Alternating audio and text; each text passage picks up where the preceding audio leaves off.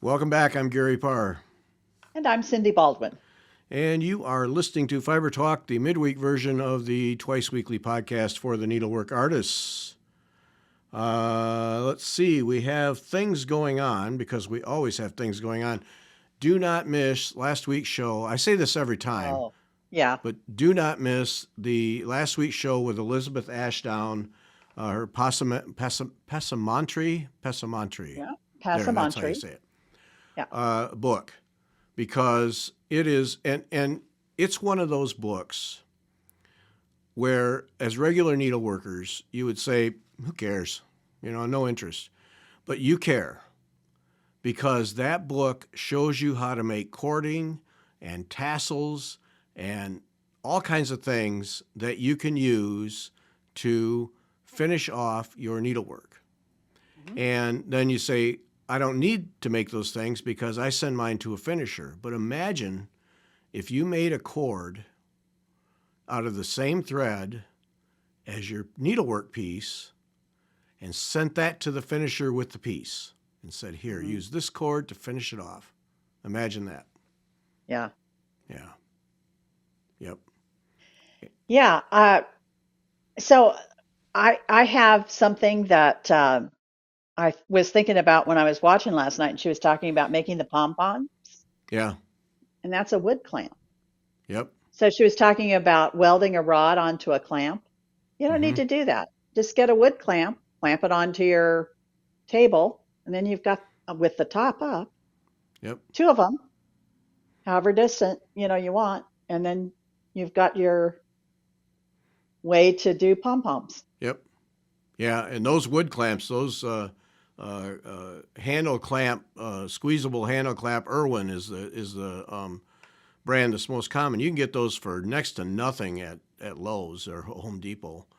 Oh All yeah, kinds of and lots sizes. and lots of different sizes. This one's a Yep. short one. It only opens up to about 4 or 5 inches, but I Yeah. use it, when I'm out stitching someplace and I'm using something in a frame to clamp it to the table. Yep. Yeah. So I don't have to carry a heavy frame weight. Right. Right. Yeah. So yeah, No, we're gonna have a section here later on in the show where we talk about tools, but that's one of them that you can get. Yep, for a song. I mean, they cost just a few bucks, different oh yeah, sizes, at Lowe's, Home Depot, Ace, wherever you go, Ace, doesn't yeah, matter. Amazon. Yeah, of course. Yeah, of course. Yeah, all different brands, but they all work the same way. They're all pretty much the same quality. Yeah. Right. So you don't need somebody that has welding skills or whatever to make something for you. You can just go buy a couple of wood clamps Yep. and make And then, So I actually want to try making those. I mean, I don't have anything I need pom poms for, but she made it sound so easy. yep. Yeah. Yeah. And you can immediately visualize how you do it with Exactly. a length of yarn wrapped around posts forever. Like you'll get dizzy Yeah. going around the table. But then you could see, because she just said tie off at intervals and then cut. Well, yeah. And I thought she was going to make a big, she was going to say just tie it off in the middle and then you've got a big one No. until she said put ties at intervals. Oh, of course. Now you got half dozen small ones all in one deal. One go. Yep. Yep. Yep. Any size you want. Yeah, so yarns on sale at Michael's or Joann's or wherever, Yep. go buy a couple of skeins and make pom poms. Have at it. Yeah. Yeah. Yep. No. So you want this book, Elizabeth Yep. Ashdown Passamontry. I'll never get it right. We need a French person to teach us. Yeah. But it is just a superb book. If the photo illustrations are excellent, so if you don't like reading or you learn better by seeing photos, it's there. Excellent supporting text for how to make all of these things, how to do basic weaving on a small loom. And I have to say, I'm really, really tempted to give it a try because I always thought you had to get a loom of size that would sit on the floor to be able to do much of anything, and you don't. No, actually, there's a craft guild here in Iowa City that is weavers and knitters. Not they don't do embroidery, but they do lots of different kinds of weaving and knitting and crochet and stuff like that. And they have an exhibit in the Coralville Library this month, August. And along with that, every weekend they've got somebody there with some of these looms, like Libby was showing, the ones that are just stand up.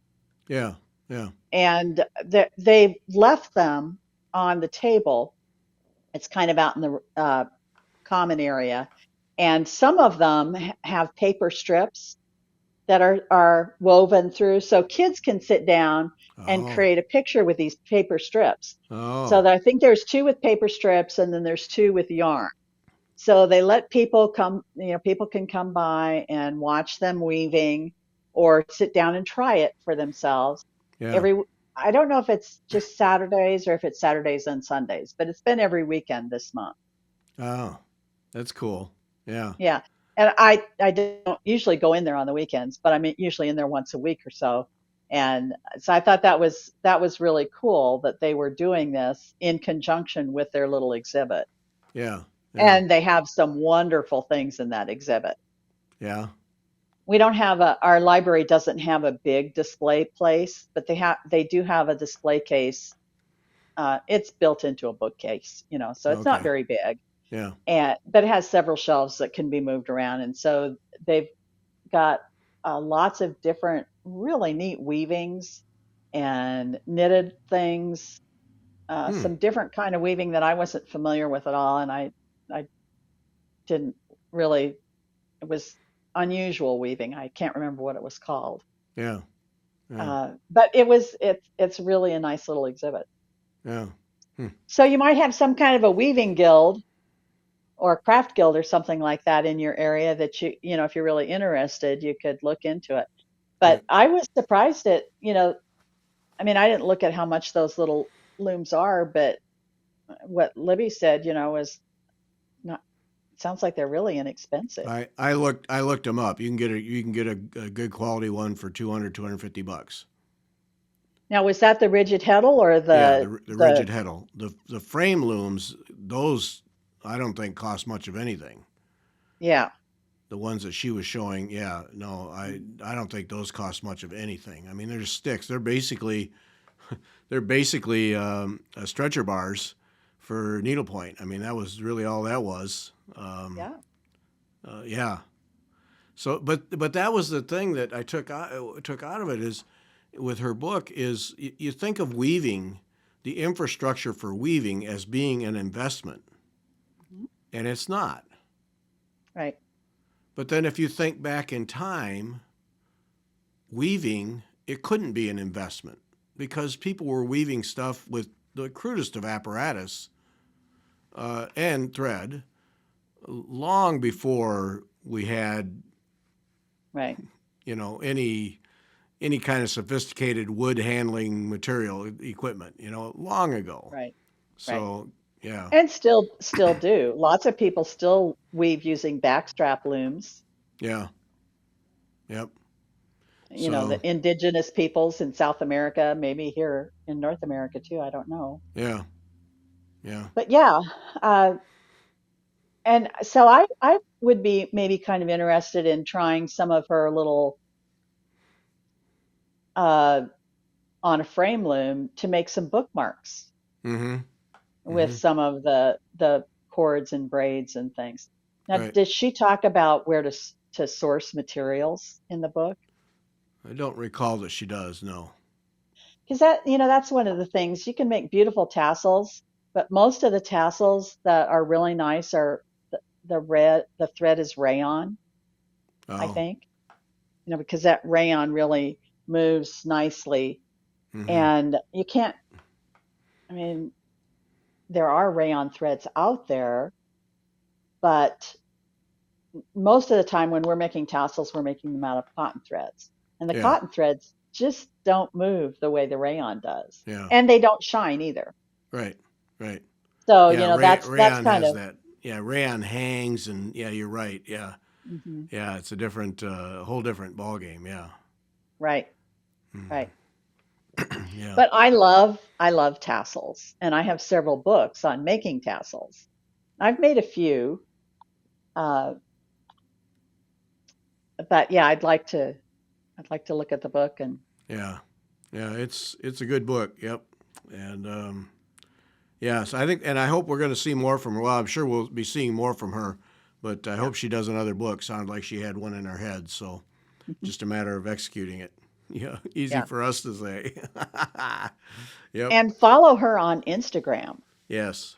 to Yep. see the kinds of things that she's working on. Yeah, she's pretty impressive. Yeah. Mhm. Well, and that whole thing, what she said, there's 4 people in England who are still doing it. That's it. Well, there's bigger companies, Yeah. but there's only 4 people who are individuals that are earning a living at it. Right. And doing hand work Yeah, at a high level. Yeah. right. Because you Yeah. know what you find in the sewing stores, the big box stores for like upholstery, that's all machine made, Right.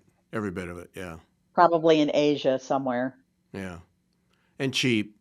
and cheap. Functional. Functional. Yeah, Yeah. right. And some of it can look pretty good, Yeah. but like you say, you can't get the colors. Nope. Nope. Nope. You can't get the beautiful reds and blues and oranges and Yeah. Right. greens and all of that. Most of Yeah. them are kind of pretty dull. No, I mean, you stitch a piece with DMC or you stitch a piece with needlepoint ink silk, and then you have to compromise on your cording or your edging Hmm. to get something that, that'll work. Hmm. It's okay. Hmm. And no, make your own. Just go buy some more skeins of the thread you use, and then perfect. That matches. It Right, goes right. Or right. contrasts exactly the way you want it, but it's the same thread, so it is the same quality and the same look. However Hmm. you go about it. Right. Um, and then cording where you might have say 4 colors and you want to use 2 for the cording, you can you can mix the 2 and it'll Hmm. match up just right. Yep. And and like I said, send that to the finisher. Say here's the cord. I made it. Yeah. Well, and I have given my finisher pearl cotton extra skeins of pearl Uh huh. cotton Yeah. because she's good at making cords. But that's if you make the cord, that's one less thing that the finisher is going to charge you for. That's right. That's right. Yep. Yeah. People complain all the time about how expensive finishing is. Help them out. Hmm. Help them out. Yep. Yep. So yeah. So that was a good one. That was a good one. Somebody wrote in a comment that they had listened to the show and that it was so much more than they expected it would be. Oh, And I thought, nice. bingo, bingo. Yeah. It was kind of, I could just see it. Oh, all right, I'm not interested, but I'll listen and then write a Hmm. comment that, yeah, there's much more to it than they thought. Yeah. So, yeah, Yeah, it don't, would have been nice if she'd had some samples to show. yeah, yeah, But you did put some pictures in the slideshow right, for Instagram and Facebook. right. The Yeah. pictures from the book, I think. Yeah, they were from the book. Yeah. And then we did last year in June, we did a show with her where we talked about her career. And so there are some pictures of her work. Her work is stunning, but you really got to go to her website to see her work Mm. because it's just absolutely it's mind-blowing. It's weaving like you just don't see. It's art. Right. I mean, it's pure art, you know. Well, and so that's a difficult thing to make a living at because I would imagine that there's a fairly substantial-ish demand for royal, Yeah, for the royals, for the right. military, maybe for the churches, to do that kind of traditional fringes or Yeah. other kinds braids and that kind of thing. But she's doing more avant-garde kinds of Right. things, Yeah. that are going to be, you know, I was interested to hear that she has a designer, a fashion designer that Yeah. she's doing braids for. Yeah. And maybe she works with interior decorators too for, Mm-hmm. you know, Right. Well, whatever that's her whole thing. The other people are more royals and traditional. traditional, but that's her whole thing is contemporary Hmm. uh, passamontre. That's her whole thing. So yeah, then no, she has interior designers. I mean, she's doing stuff and just creating art pieces for people to put on the wall all the time. Yeah, Yeah. yeah, yeah. I love the colors that she uses and the different sizes of the braids that she Yeah. mixes together. Yep. She's They're amazing. they're yeah. Yeah. It's and there's those things, that one and gold work threads and pieces that make me most nervous when you look at the future of needlework, Hmm. because there's only what I think there's just one left in England who's still making gold work. One Threads. family that's been doing it for like 3,000 years, Yeah, and you can get the stuff elsewhere, right. but it's not always the Not the same same. quality. And Yeah. and these things are so old, these techniques and these materials are so old, and I'm sure you can't just go buy a new machine if yours breaks. If something breaks, you got to have somebody machine a new part for you. And Hmm. you know, it, they're going to die. They're just going to quit at some point. Yeah. And then what are we going to do for good quality gold work material? What do you Hmm. do? You take a step down to cheaper stuff that's made in China or wherever it might be. I don't know. Um, Yeah. so it makes me nervous. And then these techniques, you look at Yvette Stanton, all of her books. How many Hmm. techniques, white work techniques, has she documented, Right. and by doing so kept alive, Hmm. that would have just faded into the history, Right. just gone. Hmm. And then beautiful beautiful techniques with beautiful pieces that come out of them, and they would have been gone. And I mean, Right. Yvette Stanton, yeah, it's a business, it's a love, it's an art form for her, and she loves to do it. But I look at her, and she's not the only one, but I look at her as a long-term person who is saving part of history. Hmm. She's, you know, Right. That nobody else is really doing.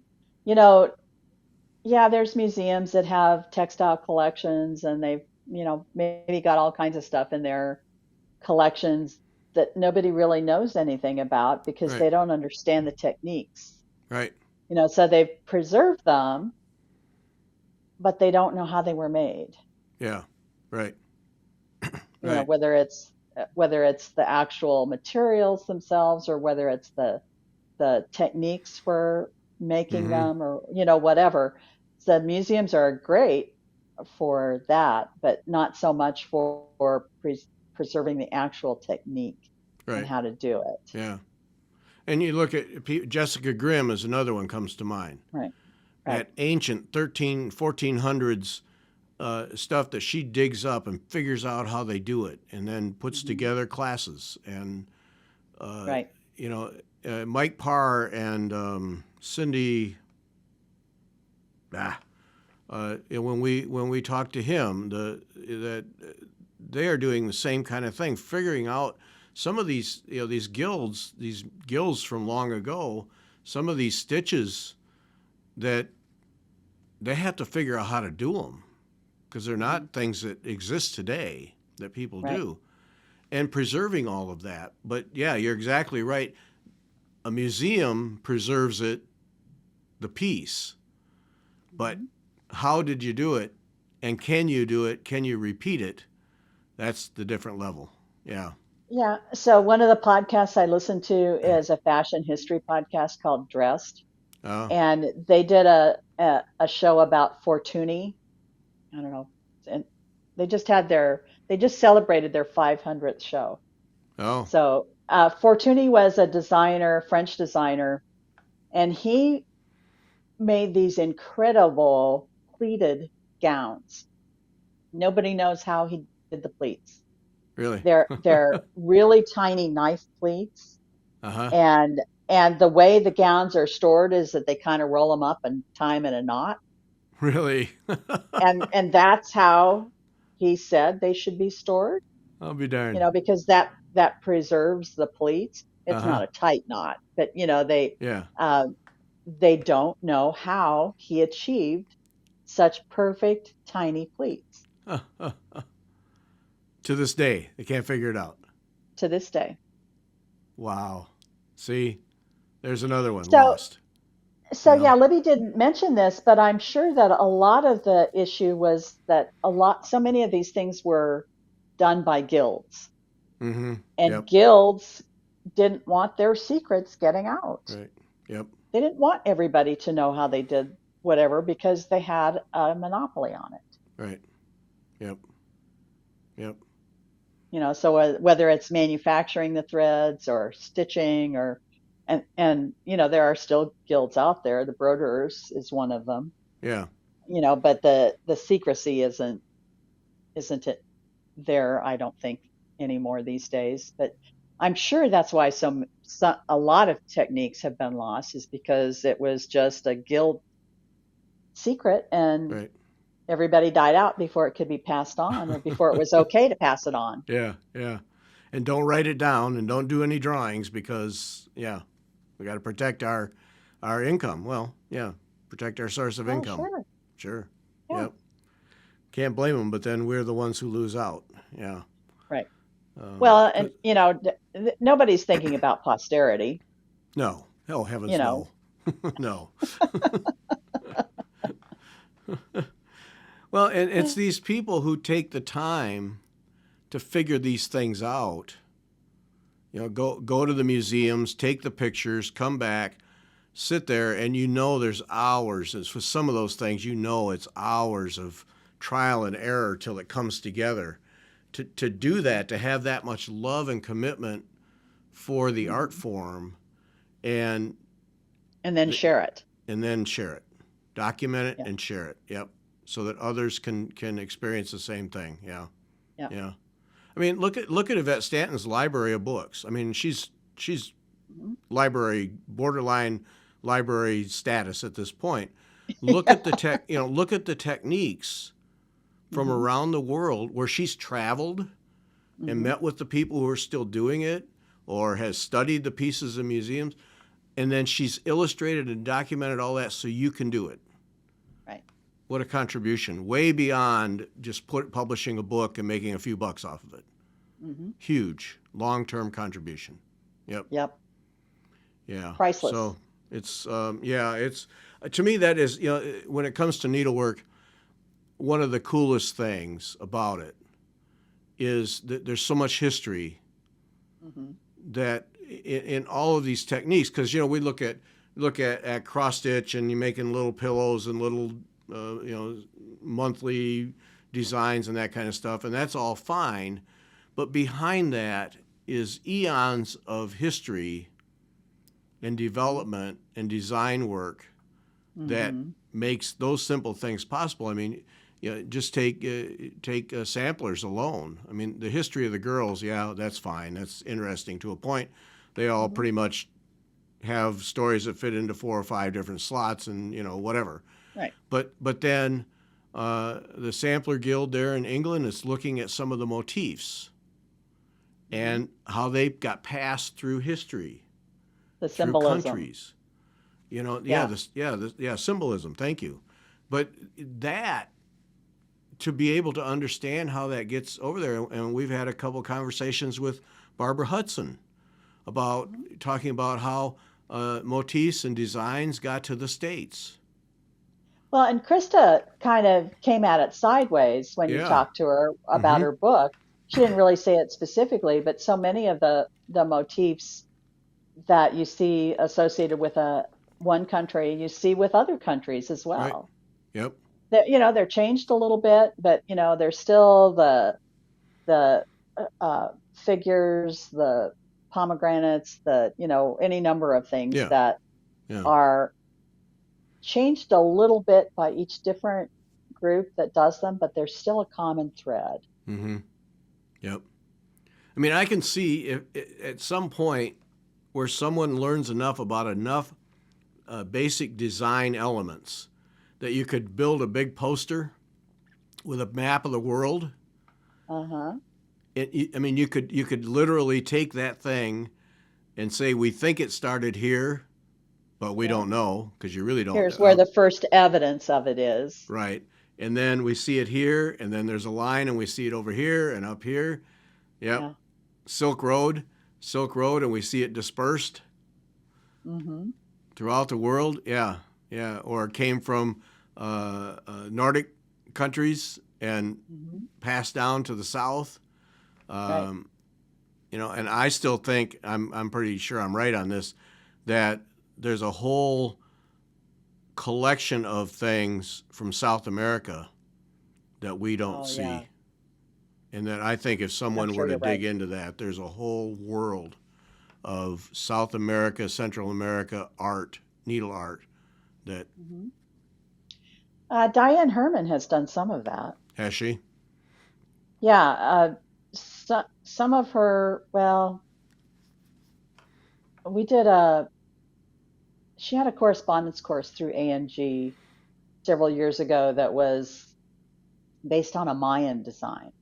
Mm. I think she's spent some time down in South America with some of the different indigenous peoples Uh-huh. looking at their textiles. Yeah. Yeah. Pretty sure it's her. Yeah. Well, we talked to someone a long time ago who had been doing work, I think, in Central America, but I don't remember who it was, because that's where I first learned about backstrap looms. But I don't Might have been remember what it Diane. might have been. Yeah, I'm not sure. Yeah. Yeah, but there's a world there that's relatively untapped from our perspective. Um, yeah, I think so. Yeah. And a whole palette of colors that, yeah, we probably haven't seen, considered. I'm sure of it. Yeah, I have no doubt. Yeah. Mm-hmm. So, yeah, it's interesting. It really is. A couple of things that we need to get on the board. Marg and I are working on our March Stitch Weekend, and actually about ready to sign a contract with the hotel.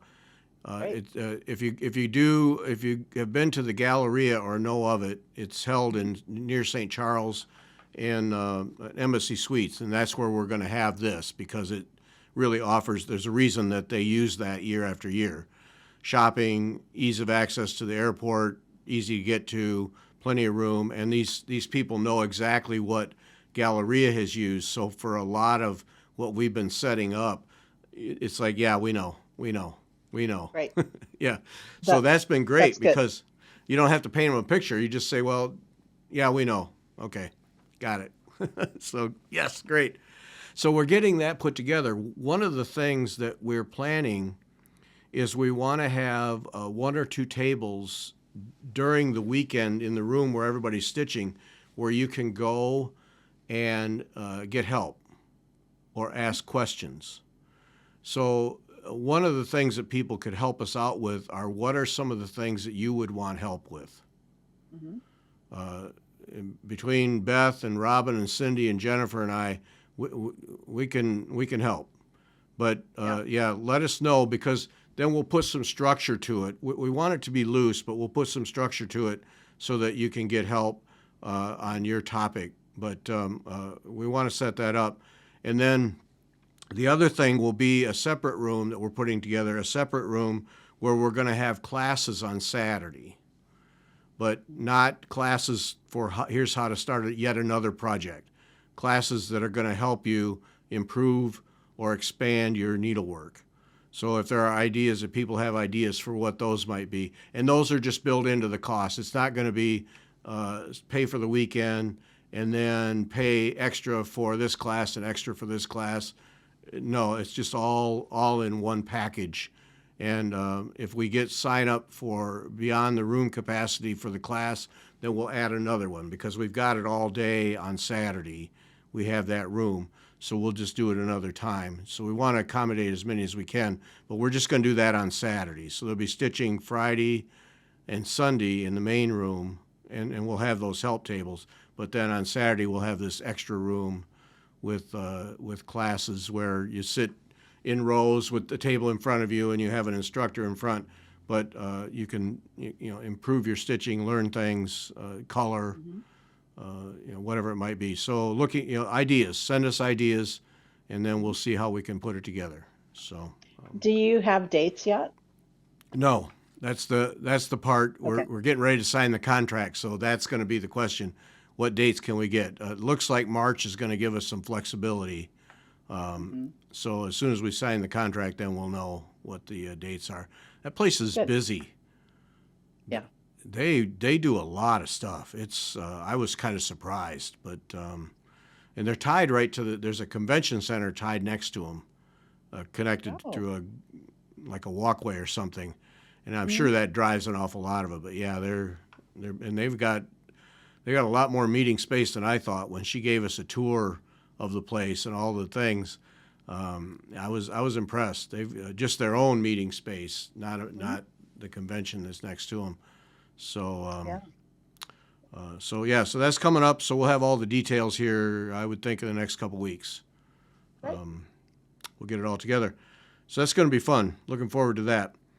You and Robin are going to the A&G seminar here next week, right?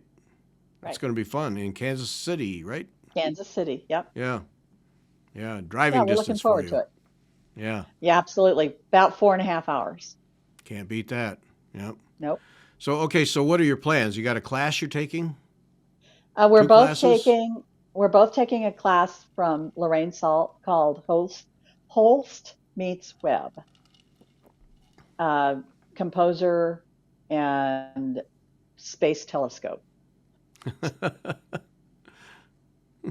Yeah. So we'll have to show it to you the next time we have a live show after we get back. Uh, it's a 4-day class, so it's a larger piece. Yeah. So we're in class all day, Monday, Tuesday, Wednesday, or Monday, Tuesday, Thursday, Friday. Wow. And then Wednesday afternoon, I think she signed up for this too. I signed up for a class on appraisal of Oh. needlework. Uh-huh.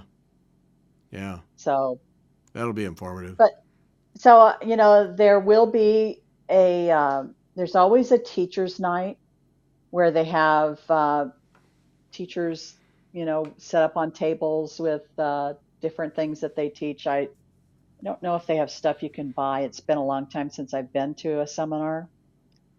There's always a merchandise night where anybody, I think, can set up a table and sell whatever. So that will be fun. Got to have a way to add to the stash. Yep. Usually there's a store, a needlework store associated with the seminar. And in the past, there's been a bookstore too. Oh. And I don't know if they're still doing that because I think the woman that used to do it isn't, I think she's not doing it anymore just because she's aged, Yeah. like we all have. And then, of course, there's the exhibit. Mm-hmm. So that's always a lot of fun to see. Yeah. Yeah. Now, do they do like EGA has an exhibit, but then they also have all the classes for next year on an exhibit? Do they do that at A&G? Of course, it's been a while for you, but do you recall? I don't know. I mean, it's okay. been probably 20 years since I Oh, went to a okay. seminar. So who knows what? Yeah. Yeah, it's Basically been a long fresh for time. you. Yeah. Yeah. Yeah. Technically not a first time attendee, but might as well be. Yeah. Yeah. Exactly. Yeah. Well, that Lorene Yeah. Salt, if people want to look it up, it's Holst, Holst meets Webb, Webb. Look that up. Holy smokes, that is going to, I can see why it's a 4-day class, but that is one mind-blowing design. Oh, man, Yeah. that's something else. And you have to tell us how she got those circles so perfect. Wow. Wow. she's an incredible. We did a show with her, I don't know, 3 years ago, Yeah. in the now getting to be distant past. But Yeah. she, Time flies. yeah. But when it comes to counting canvas, she really finds new levels. She really does. Yeah, it's incredible what she does and what she can pull off with thread layers. There's layers to those things, but they're just stunning. People say, "Oh, Hmm. counting canvas is just geometrics and it all looks the same." And people always have things that no. Take a look at Lorene Salt. Yeah, yeah, that's whew. Yeah. I couldn't believe that when you told me the class and I looked at that thing. I mean, I have to say my jaw dropped. It's like, wow, lady, that's a design. That's Yeah. impressive. Yeah. Yeah.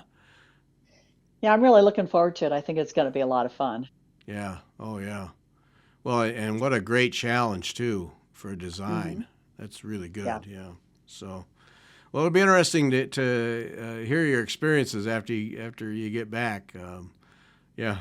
Yeah, you're right. Yeah, at some point, is it 10 or 15 years if you haven't been that you just go back to the news status?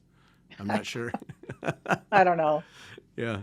I, First yeah. time attendee with an asterisk or something. Yeah. Yeah. Well, that'll be Yeah. great. So I don't know how many people are attending. We're in a Hyatt in downtown Uh-huh. Kansas City, and everything is in the hotel. Okay. So, we aren't going walking to a convention center nearby or anything like that. It's all in the hotel. Yeah. Some stuff classes are on like maybe the third floor, and some stuff is on the second floor, and I don't, I don't, you know, Yeah. plenty of walking still, but Right. it's all right there. Yeah, right in the same building. Yeah. Yeah. Hmm. Yeah, I'll be interested because one of the things I enjoyed the last EGA seminar we went to that I enjoyed was the people just sitting out in the lobby areas stitching. Yeah. I just thought that was just one of the coolest things was I don't have a class and I'm here at a stitching event and I'm just going to stitch, people 2 or 3 getting together, whatever, Hmm. and just stitching. Yeah. What fun. Right. Yep. Right. So, okay. Well, and really that's the fun thing about these seminars is just being with other people that are love what you love to do, and you Yeah. get to meet people. Uh, I've been with president of Cyber Pointers for 3 years, 3.5 years, and I haven't met any of the other officers in person. Yep.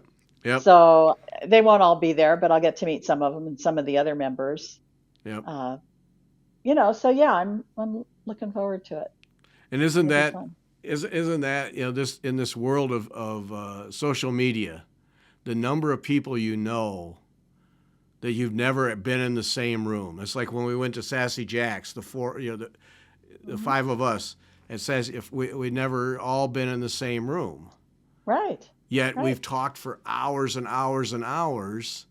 Yep. And but technology just allows you to do that. So yeah, I wonder how Hmm. many people you'll run into that you've seen their name on Needlepoint Nation or Right. wherever. Yeah, and you finally get to Right. meet them. Yeah, Right. yeah, so cool. Well, Well, and that's teachers too. yeah. I I know Curdy Biggs is teaching. I don't think Debbie's at this one. I can't remember.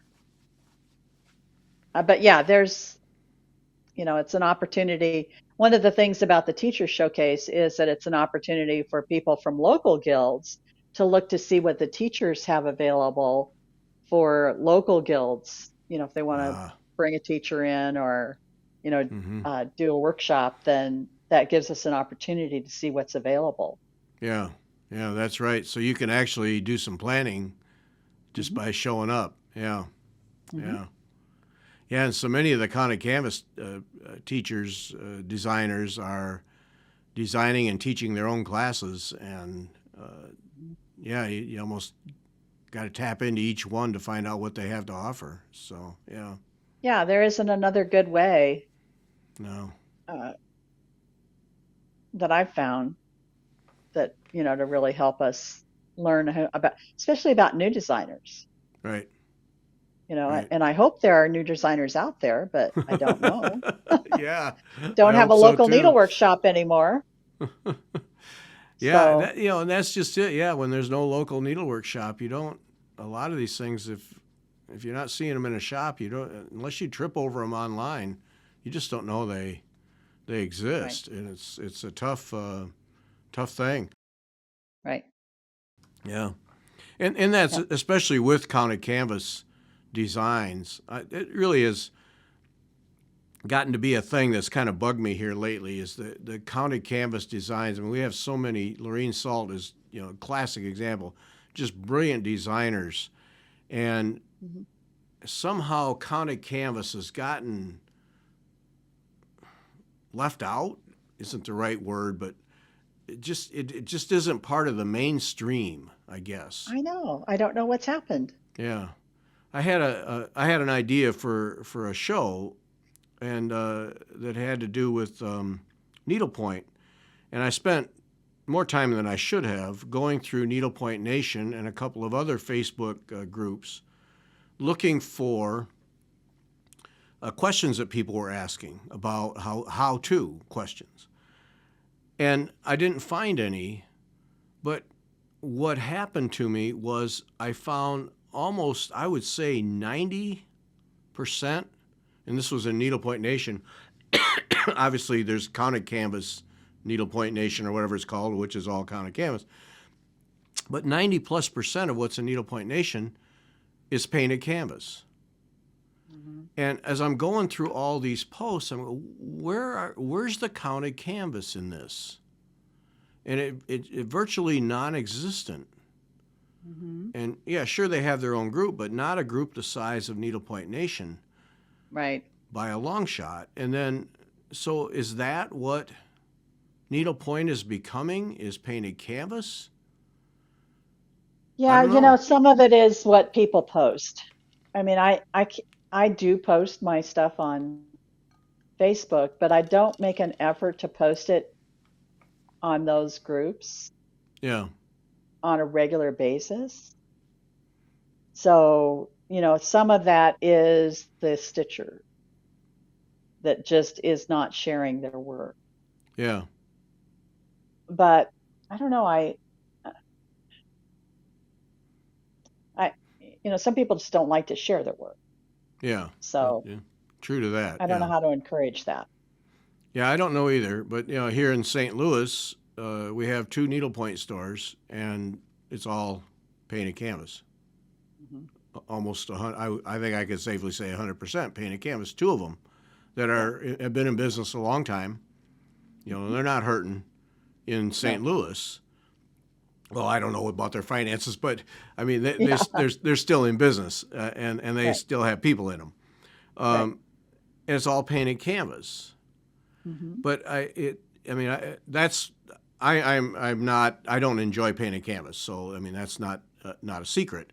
I enjoy counted canvas. To me, that's Hmm. where the challenge is, the fun is.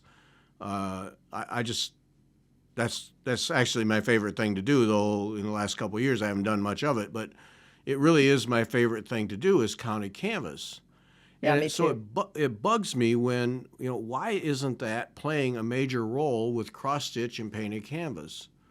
Why doesn't counted canvas have almost an equal presence? I don't understand it because, but then and then you look at the latest issue of Needlepointers, the A&G magazine, and they had one painted canvas and the rest was all counted canvas. So there's some Hmm. presence there in Right. that one issue. That's a sample of one, so don't statistically meaningless, but um, but at least the A&G is recognizing counted canvas and putting that in their magazine, and not just a token piece, but And multiple the times. bulk of the offerings at the seminar are counted canvas.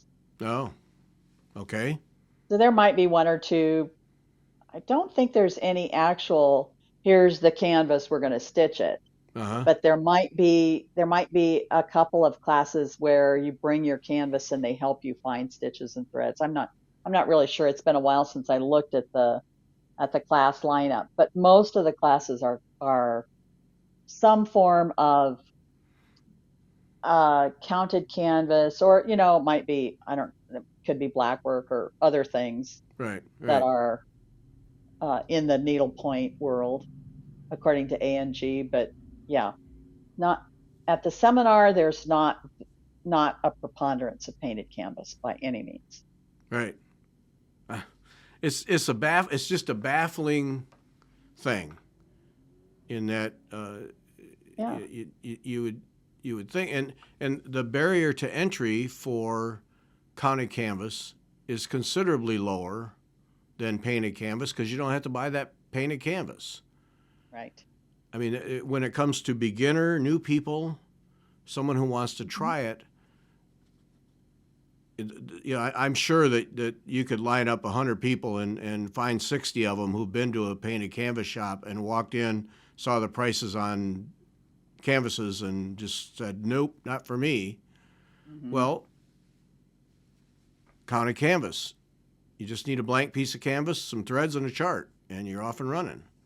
Yeah, I have to think that a big part of it is the disappearance of the local needlework shops, No. or the local needlework shops that concentrate on cross stitch Mm-hmm. and don't carry the counted canvas patterns. Or the shop that we had up in Cedar Rapids for so long. We actually, at one point, we had two needlework shops in Cedar Rapids, and they both had a good mix of counted canvas and cross stitch. Very little painted canvas, Yeah. but they did classes on the counted canvas, or we'd get a group together and do a particular counted canvas project. So there was always something going on, but now they're gone. Yeah. So we're not seeing new patterns. We're not we're just not seeing what's available. Right. And I Yeah. don't know. I just don't know. I kind of feel like that's probably a big reason for counted canvas disappearing. I don't know that for sure, but Yeah. Yet the designers are active yeah. doing online classes. A lot of them doing online classes. I mean, they're active. It's not like they've gone away. And new designs are coming out, but they aren't retail designs. They're for Right. classes. Yeah. Yeah, or they're teaching for seminars or Right. for guilds, for chapters. Yeah. Yeah. So, And yeah. those designs get tied up for effectively 2 years, a year ahead of time and a year after. Oh, yeah, at Yeah. least. Yeah. Yeah. So that's kind of a drawback there. If you don't go to Hmm. seminar and take the class, uh, it's a year plus before that actually can be taught somewhere else, and Right. that's just part of the rules of the Yeah. game. But yeah, Yeah, for ANG members, and probably for EGA members too. You can join other chapters to get access to, yeah, if there's a particular project you want and San Diego chapter is doing it, you can join their chapter yep, and get the, basically ghost the class. You get the kit and all of that. You're not there for the actual live part of it, but uh, that's one way to. right, And once you're a member of ANG, it's usually not all that expensive to join other chapters. yeah, yeah. It's just like 20, $25 a year or something. I don't know, something Yeah, like that. Yeah, yeah, and yeah, say, well, yeah, but I don't want to spend that. Well, compare that to traveling to San Diego to take a class. Yeah, it's cheap. But that's and that you're exactly right. If you have any experience at all stitching counted canvas, all you need is the chart. Really, all you need is the chart. And so right. first question is, can I ghost the class? Well, yes, you can. Hmm. And then, sometimes they'll offer just the chart. Sometimes it's the kit. Sometimes Right, it just right. depends.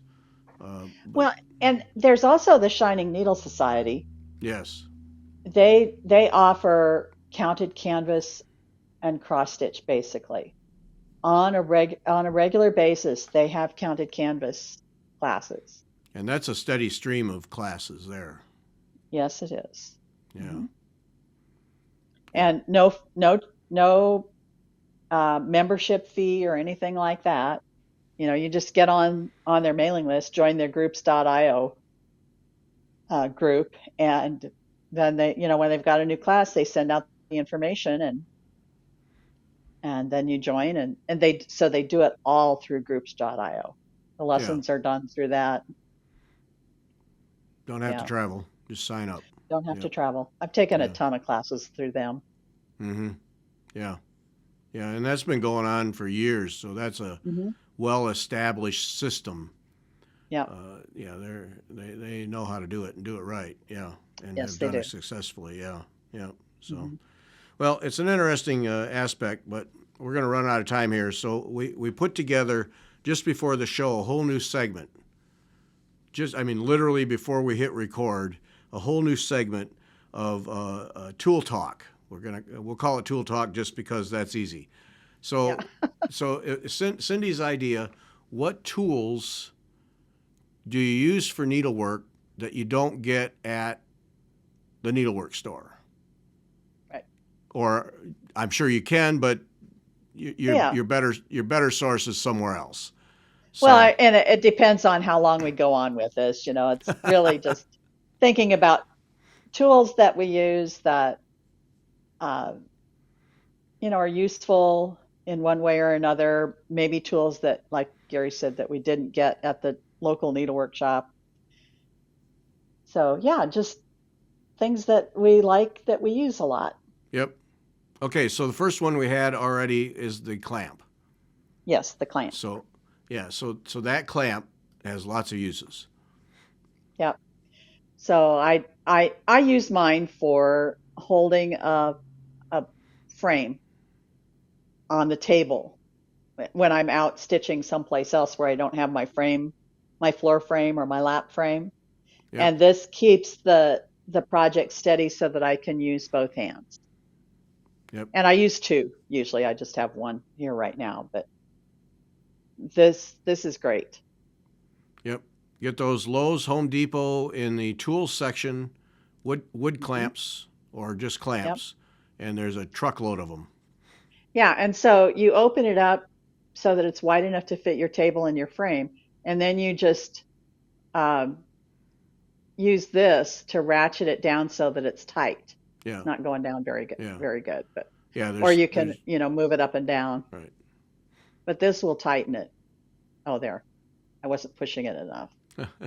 Yeah, there's two triggers on these things for the people who are not watching the video. There's one that is the gross movement, large, and then there's a second trigger on the handle that then you squeeze that, and that gives you the fine movement so you can get it tight, however tight you want it. Yeah. Yep. Yeah. Irwin is probably the most well-known clamp of this type, though there's all kinds of them. Yeah. Ace, Home Depot, Lowe's, and of course Amazon. Of course. Yeah, but all different sizes, and like the one that you have there, that's dropping the tote bag size. Oh yeah. Yeah. That's where it lives. Lives in my tote bag. Yep. Just put it in there and forget about it. Then you always have something to hold your frame to a table. Yeah. Yep. So, okay, there's one. You had two. Okay. Yes. So this is a flashlight. I got to get one of these. But it's also extendable. And it has this one bends. They don't all bend. Plus, it's got a magnet on the end. Yep.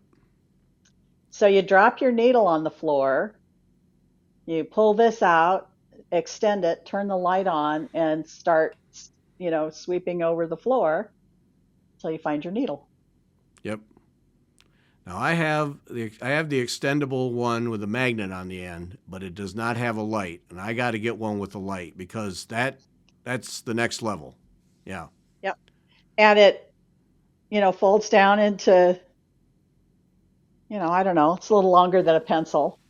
And this, I have two of these.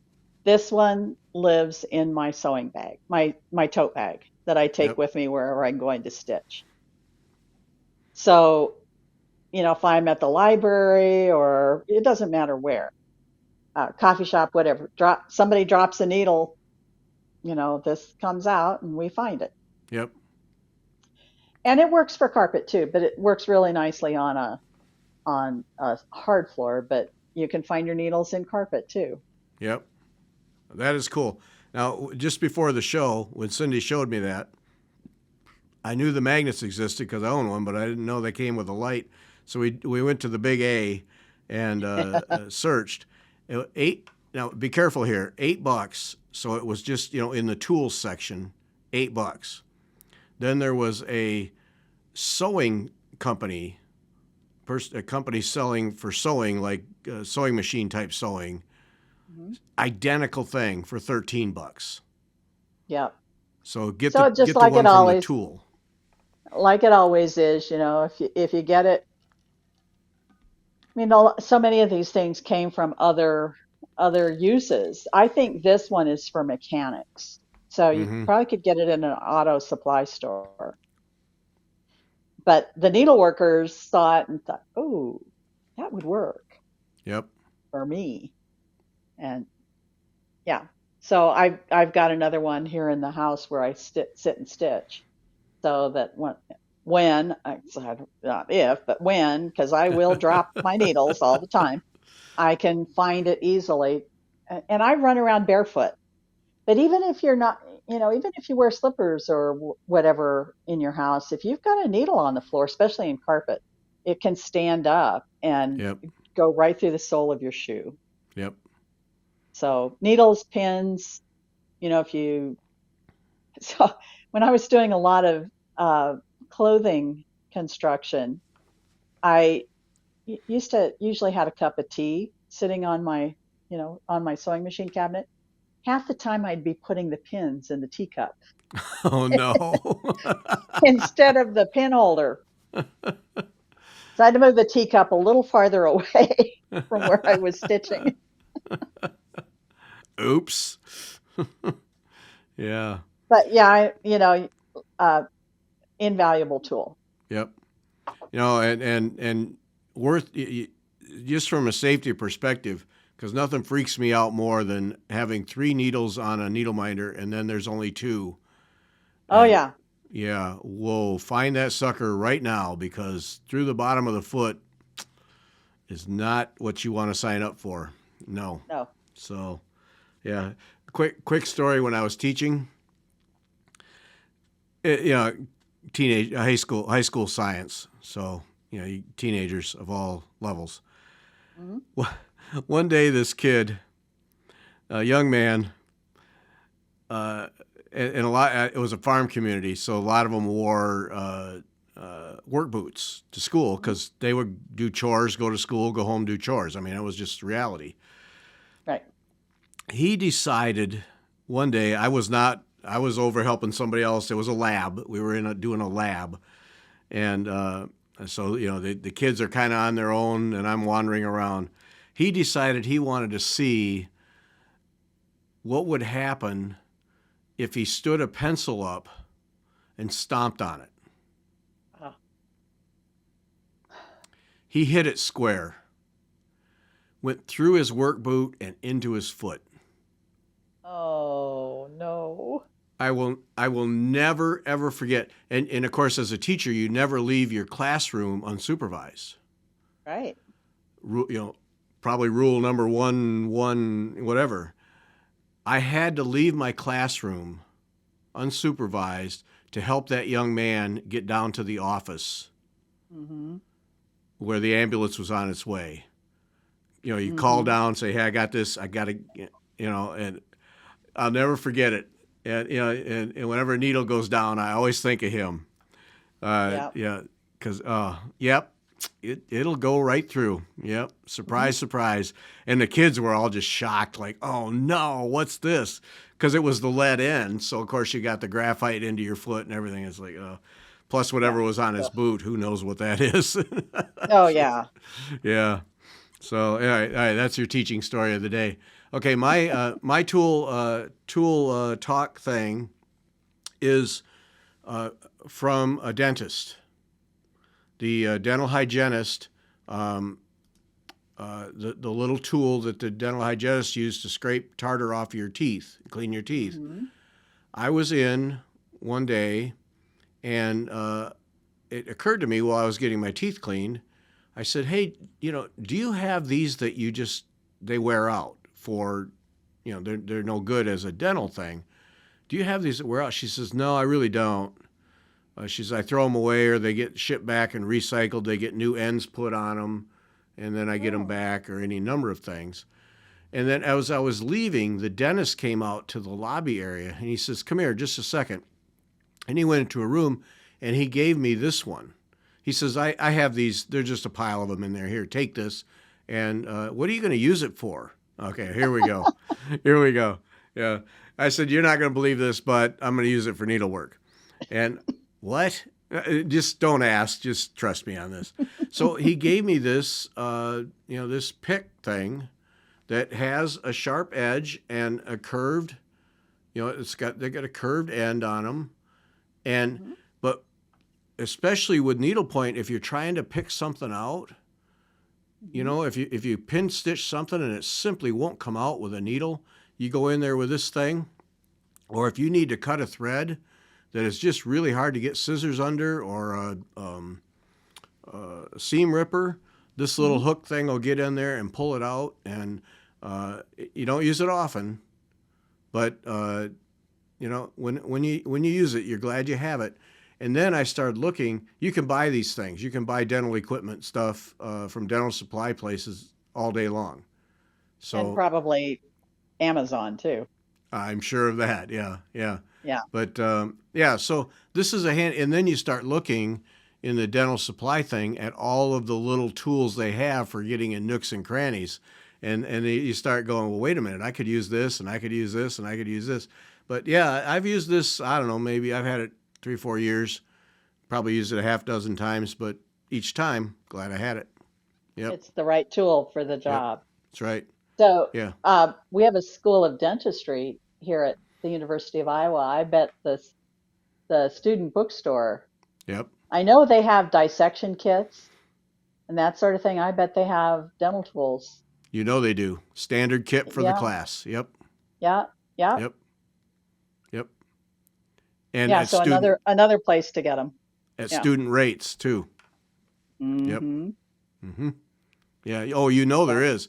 There's a book for Dental Hygiene 101. There's a book, and then there's a kit of tools. There is. Yep. Yeah. Yep. So Yep. there you go. All right. So that's our first installment, Tool Talk. Get a clamp, get a magnet with a light, extendable magnet, and go to the dental shop and get yourself a picking tool. Yep. All right. That's going to be Yeah. it. We're done. Oh, no show this Labor Day weekend coming up here. Not going to be a Sunday show. Not going to be Okay. a Sunday show. I'm going to do the for the people in Europe. It's our equivalent of a bank holiday. So we're off Monday. So I'm just going to be selfish and have the weekend, and then we'll be back the following back on schedule after that. But so no show on Sunday because I'm just going to be selfish. Is what that's going to Good for be. you. So, Good for you. all right, that's it. Thanks for listening. Bye. Bye.